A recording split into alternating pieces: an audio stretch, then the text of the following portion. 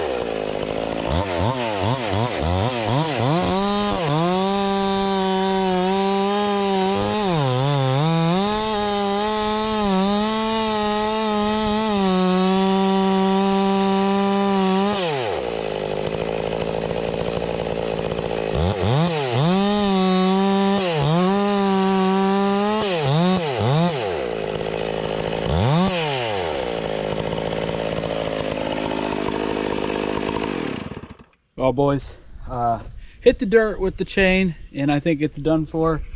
And this thing's hot right now, so I don't really want to go through changing the chain on a hot bar and chain and saw. So I'm going to get out another saw, and I'll be right back. All right, I'm back. I got the 462. I'd already had it out this morning cutting some other stuff, so I'll finish off with it.